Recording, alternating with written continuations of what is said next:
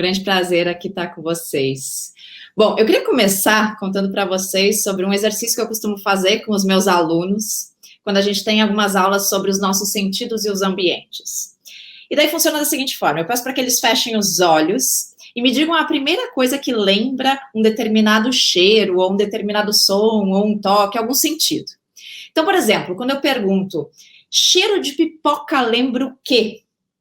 As respostas normalmente têm a ver com cinema, filme, ficar em casa assistindo um filme, ou infância, pipoqueira da escola, enfim. De vez em quando tem um que levanta a mão e diz, para mim, pipoca é pipoca e guaraná. E daí eu já consigo entender qual é a geração dessa pessoa. Bom, mas quando eu pergunto, cheiro de café lembra o quê? Aí sim é quase que unânime. Café, trabalho, muito estudo, vira à noite, estresse. E claro que café pode ter vários significados para cada um de nós, inclusive dependendo da região do Brasil onde a gente está. Mas normalmente, junto às estações de trabalho ou aqueles lugares onde a gente passa muitas horas estudando, a gente vai ver uma boa xícara de café. Eu, particularmente, adoro café. Principalmente naqueles dias assim, aqueles dias que a gente dorme mal durante a noite, a gente acorda e o dia tá cinza, sabe? Chuvoso. E daí você já chega atrasado no trabalho, lembra que tem uma reunião super importante daqui a pouquinho, chega na sua mesa de trabalho, tá um caos, uma bagunça, você mal consegue localizar o seu fone, mal consegue conectar o seu computador, e daí vai acessar o link da reunião, internet lenta, sabe aquelas vezes que dá tudo errado? A reunião é péssima. E daí você termina a reunião e diz, não, agora só com uma boa taça de café. E aí você começa a trabalhar, a taça está ali do lado, a sua xícara está ali do lado, e daí você vê já a movimentação do pessoal para sair para almoçar, todo mundo feliz, e você lá estressado, sério, porque tem um monte de coisa para fazer, e serve mais uma xícara de café. Depois começa o início da tarde, você sente aquela moleza, começa a bocejar, vai lá e pega mais uma xícara de café. E assim vai ao longo do dia, com várias xícaras de café, aqueles dias que são realmente pesados. E eu não estou aqui condenando o café, tá? Eu adoro café, inclusive. O problema é uma rotina de estresse. Porque aí, ingerir a cafeína, seja através do café ou através de algum outro alimento, com um nível elevado de cortisol no seu corpo, aí sim pode ser um problema. Cortisol é o hormônio do estresse. Na verdade, é o hormônio que nos ajuda a equilibrar os picos de estresse ao longo do dia. Só que quando a gente tem um dia muito estressado, quando a gente vive uma situação de muita ansiedade, a gente começa a ter níveis muito elevados de cortisol no nosso organismo. E é aí que eu me preocupo. E é aí que você também deveria se preocupar. Principalmente se você se identificou nessa rotina que eu falei anteriormente, talvez você faça parte de um grupo de mais de 18 milhões de brasileiros que hoje sofrem de ansiedade. Na verdade, esse dado foi divulgado pela Organização Mundial de Saúde, é o relatório mais recente global, já realizado até hoje sobre esse assunto, que diz que o Brasil é o país mais ansioso do mundo. E, na verdade, além de ansiedade, dados de depressão, suicídio, burnout são extremamente assustadores no nosso país.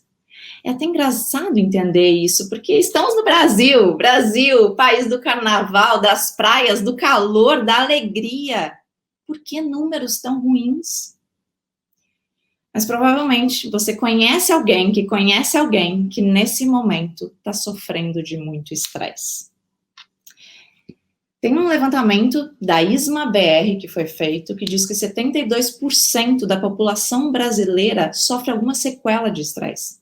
E desse percentual, 32% estão sofrendo de burnout, que é mais conhecida como a síndrome do esgotamento profissional. Detalhe que esses dados que eu estou falando são dados de antes da pandemia. Imagina agora que a gente está vivendo isolamento social, que a gente está vivendo com medo do contágio, medo de perder alguém querido da família, medo de perder o emprego, medo de baixar a renda. Tudo isso está nos levando, neste momento, a um estado de saúde mental bastante delicado. E é por isso que a própria Organização Mundial de Saúde se posicionou, dizendo que esse é o momento da gente realmente olhar para o estado emocional das pessoas, principalmente nesses próximos meses. Inclusive, o próprio diretor-geral da organização deu um depoimento dizendo o seguinte: uma falha em levar o bem-estar emocional das pessoas a sério levará a custos sociais e econômicos a longo prazo para a sociedade. Ele está falando de sociedade. Agora vamos trazer isso para a nossa escala. Escala Brasil, ou escala do seu estado, da sua cidade, da sua empresa.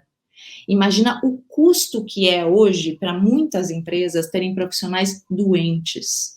Principalmente nesse momento de retomada, onde mais que nunca, muitas empresas precisam prosperar para não quebrar. Como que a gente pode ser produtivo se a gente não estiver saudável? E para responder essa pergunta, eu tenho duas observações para fazer. A primeira delas é que, quando a gente fala de produtividade e saúde no trabalho, a gente está falando de algo super complexo. Algo muito mais complexo do que a gente imagina, tá? Pode variar de empresa para empresa, de profissional para profissional. Na verdade, envolve questões da organização, né? Exige uma reflexão muito multidisciplinar que vai envolver todos os integrantes da organização. Então, eu nem vou me atrever aqui a dar um passo a passo, uma receita de bolo, porque eu realmente não acredito nisso. O que eu gostaria de me dedicar nesses próximos minutos, e é a segunda consideração, então, que eu queria passar, tem a ver com a experiência e estudos que eu tenho desenvolvido, tanto comigo quanto com meus clientes, nesses últimos anos.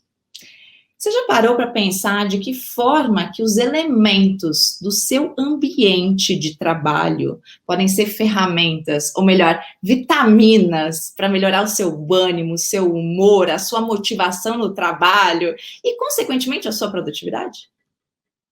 Eu não estou falando aqui de colocar escorregador, nem mesa de sinuca no escritório, nem sair pintando aí as paredes com cores vibrantes do seu home office ou local de trabalho.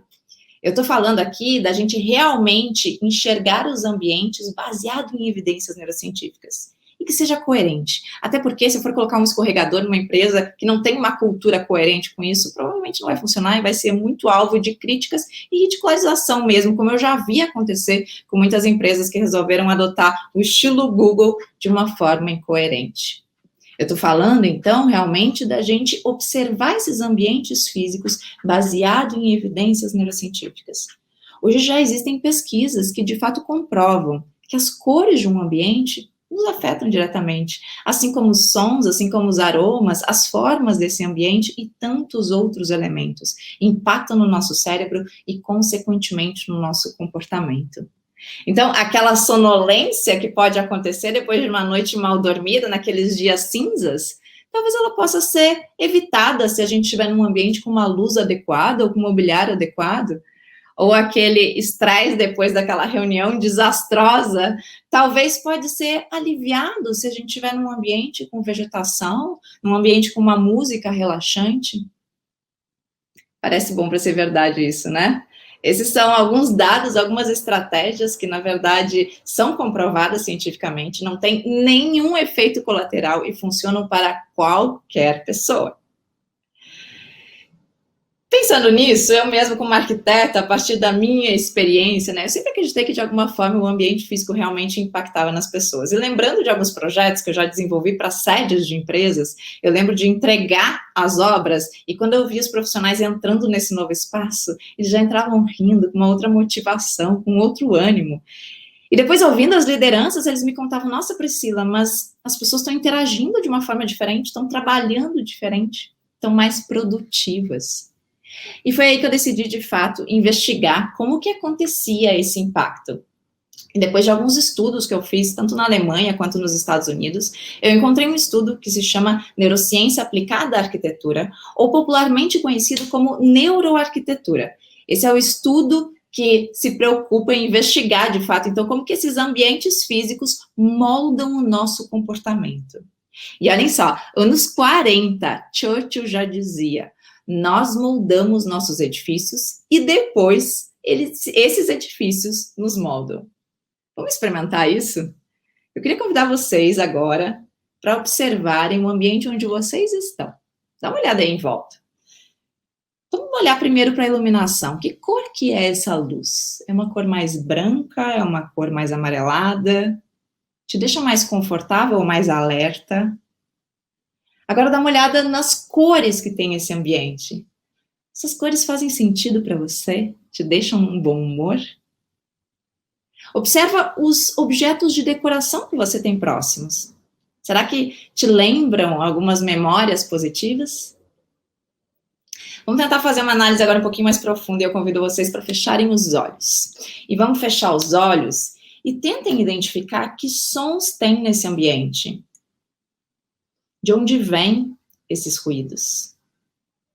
É um som agradável ou daqui a pouco é um som que está incomodando, que agora você se deu conta que é do ar-condicionado ou da geladeira? Respira profundamente e tenta identificar que cheiro tem esse ambiente. Esse aroma te lembra algo? É gostoso, é agradável? Ou é algo que pode estar te incomodando? Se você estiver sentado, você está confortável realmente? Tenta com a ponta dos teus dedos encostar na cadeira ou na poltrona onde você está sentado e sentir a textura desse ambiente. É agradável? E a temperatura? Você está confortável nesse momento ou está muito frio? Ou muito quente? Pode abrir os olhos. Será que mudou aí a percepção para alguém? O que a gente fez nesse momento? A gente trouxe para a consciência alguns detalhes do ambiente que estão nos impactando o tempo todo. O que acontece é que, como a gente está, às vezes, com o nosso foco nas atividades que a gente tem no dia a dia, talvez a gente não percebe esse impacto. E é aí que, na verdade, pode acontecer um risco. Se a gente for pensar, a gente passa, e tem estudos que demonstram isso, aproximadamente 90% da nossa vida dentro de ambientes construídos. E nesse momento de isolamento social, ainda, meu Deus, quanto tempo vocês estão dentro de casa, né? Ou dentro de um ambiente fechado? Então, provavelmente, todos os elementos desse ambiente estão te impactando ainda mais, e principalmente neste momento. E qual é o ponto aqui? É que daqui a pouco esse impacto pode estar sendo negativo. Daqui a pouco você pode estar adoecendo em função de estar em um ambiente inadequado e nem se deu conta ainda. Eu lembro de uma aula que eu dei para um pessoal da área da medicina, então eram médicos, enfermeiros, técnicos de enfermagem, e eu estava falando para eles o quanto era importante, ao longo da jornada de trabalho deles, eles em alguns momentos terem acesso a uma luz natural, a respirar um ar puro. E aí eu lembro de uma enfermeira que ela levantou a mão e ela disse o seguinte: Priscila, muito interessante tudo isso, mas é o seguinte, já faz mais de 20 anos que eu trabalho numa UTI, e nessa UTI não tem janela, não tem ar puro. E a única coisa que meu corpo responde é quando eu ouço a palavra parada. Quando eu ouço parada, eu sei o que eu preciso fazer. E eu lembro que quando ela contou essa história, isso me marcou muito, e eu procurei refletir, será que é possível uma pessoa que vive tanto tempo dentro do mesmo ambiente, ela está condicionada a ele e ela não ter esse impacto, ela não recebe mais esse impacto do ambiente no comportamento dela? Obviamente que essa explicação ela é muito mais complexa do que a gente imagina, e é por isso que a gente precisa entender que ser humano é um ser complexo, sim, mas a gente sabe que o ser humano é um ser biológico e existe sim uma influência sensorial. É através dos nossos sentidos que a gente capta as informações do meio externo e leva isso para o nosso corpo e para o nosso cérebro. Então, o que estava acontecendo com essa enfermeira? Ela estava, sim, sendo impactada por um ambiente inadequado, mas ela não tinha mais a consciência, porque a atenção dela estava numa outra atividade. E aí, ela pode, sim, estar adoecendo sem nem perceber. Entendeu agora por que a gente precisa olhar para os ambientes físicos? Esse estudo da neurociência aplicada à arquitetura, ele é muito complexo, ele exige um estudo multidisciplinar, e é por isso que eu tentei começar aqui falando sobre café, depois nutrição, depois saúde, depois estresse, para chegar em ambiente físico, porque está tudo conectado. Eu sou arquiteta e sou completamente apaixonada por pessoas e por neurociência, mas eu acredito que eu só vou conseguir desenvolver um trabalho sério e responsável se eu realmente estiver junto com um time multidisciplinar. E é por isso que todas as iniciativas que eu participo, seja da qualidade corporativa, ou seja da NeuroArc Academy, que é a Academia Brasileira de Neurociência e Arquitetura, eu aprendo e troco todos os dias com profissionais de diferentes áreas, inclusive da saúde e também meus colegas da área da arquitetura e do design. E eu realmente acredito que a produtividade, ela precisa estar relacionada com bem-estar, com qualidade de vida, com saúde e com ambiente físico. Quer ver? Imagina aquela história que eu falei anteriormente. Imagina que você dormiu mal, acordou, está atrasado, o dia está chuvoso, mas você chega num ambiente onde tem uma luz, uma iluminação que ela simula a luz do sol. Imagina que você vai respirar um aroma que daqui a pouco serve como uma âncora olfativa que já te conecta rapidamente com o trabalho. Imagina você chegar na sua mesa, tá tudo bem organizado, e a partir dessa mesa você tem uma vista para uma paisagem maravilhosa. E esse verde da natureza invade o seu olhar, invade o ambiente e te deixa já muito mais disposto. E daí você vai conectar para a reunião, e daí você já está elevando o tampo da sua mesa, porque nessa reunião você vai fazer ela em pé, e vai estar muito melhor, muito mais disposto, e vai conseguir ter uma conversa muito mais dinâmica, muito mais leve, muito mais criativa. Só que eu trouxe alguns pontos do ambiente físico que a gente pode modificar de uma forma muito estratégica e muito acessível também, que tem relação com iluminação, com os aromas, com mobiliário, com biofilia, com cores, mas a gente poderia abordar isso em diversas outras áreas. E aí? Parece futurista isso? Parece utópico? Eu acredito que agora é a hora da gente ressignificar, da gente reconstruir, inclusive a nossa relação com os ambientes físicos. E se para você ainda parece uma utopia, tá tudo bem. Como já dizia Eduardo Galeano, numa frase que eu amo e que eu vou aproveitar essa frase para encerrar essa reflexão, que diz o seguinte: a utopia está lá no horizonte. Me aproximo 2 passos, ela se afasta 2 passos. Caminho 10 passos. E o horizonte corre 10 passos. Por mais que eu caminhe, jamais alcançarei. Então, para que serve a utopia? Serve para isso. Para que eu não deixe de caminhar. E eu acredito realmente que o que a gente está fazendo, neste momento, é caminhar. A gente está caminhando em busca de uma vida mais saudável, em busca de uma vida mais produtiva. E eu espero que cada um de vocês aí possa seguir essa caminhada. Agora, olhando para os ambientes físicos também, de uma forma diferente, mais estratégica e mais humana. Quem sabe um dia, numa próxima aula que eu vou dar, eu vou perguntar para os meus alunos, e aí? O que o ambiente de trabalho significa para vocês? E eu realmente espero receber respostas muito mais saudáveis e produtivas. É assim que eu encerro, agradeço muito a participação aqui. Um grande abraço.